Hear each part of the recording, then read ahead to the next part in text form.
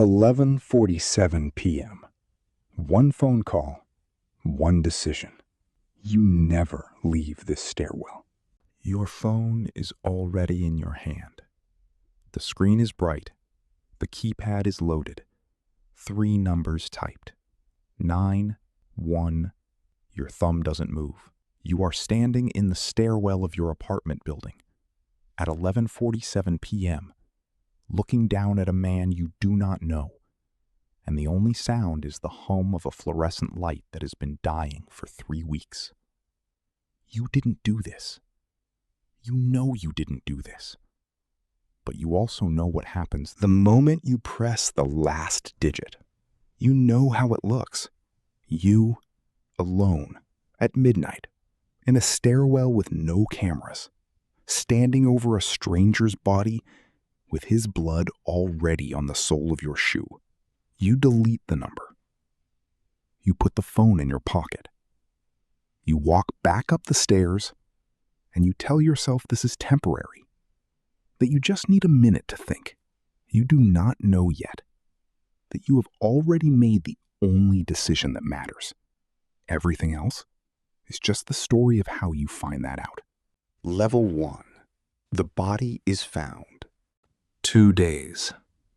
That's how long you get to pretend it didn't happen. On the 3rd morning, a local news alert lights up your phone.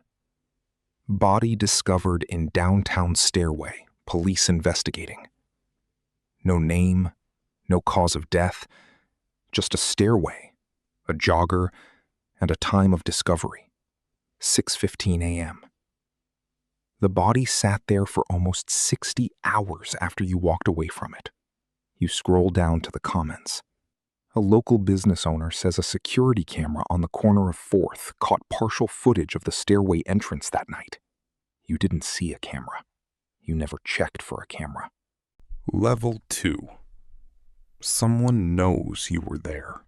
The knock comes on a Tuesday. Not the police.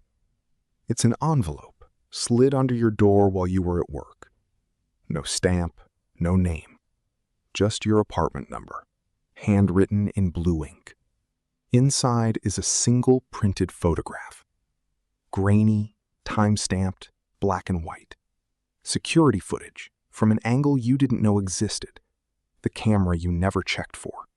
It shows you, your jacket, your face turned just enough to be unmistakable. Timestamp, 11:44 p.m.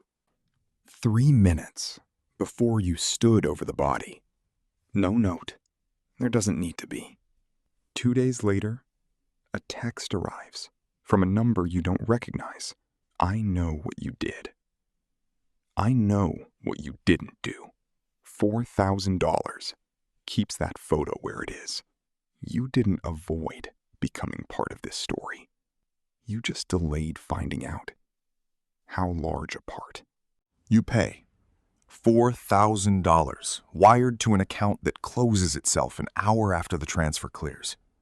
3 days later, a second message. Not a demand this time, a photo. Not the stairwell, your building, the front steps. At the hour you always come home, underneath it, 4 words. You live alone. Good. This was never about the $4,000. It was about what you're willing to do to keep it quiet. Level 3. That person begins controlling you. The requests stop being about money. First, it's small. Don't go to work Thursday. I need you somewhere else. You do it. Then, it's not small. There's a bag under the 3rd bench in Miller Park. Bring it to the storage unit on 9th. Don't open it. You stand at that bench for 11 minutes, deciding whether to call the police. The call you never made. You can't. Not without explaining the photo. Not without explaining the money. So, you pick up the bag. You don't look inside it.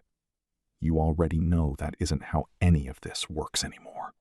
Level 4. The police believe you are involved. They come to your work this time. Two detectives. Calm, unhurried, the kind of calm that only shows up when they already have something. They don't mention the stairwell first. They mention the storage unit on 9th, registered under a name that traces back through 3 shell payments to an account you wired $4,000 into 2 weeks ago. They mention the bag. You try to explain. The envelope, the texts, the threats. Every word sounds exactly what a guilty person would say. It's the only excuse a guilty person and an innocent one would both give. You are not arrested that day. You are told not to leave the state. Walking back to your car, you check your phone. One new message. They'll never trace it to me. They'll only ever trace it to you. That was always the plan. Ending.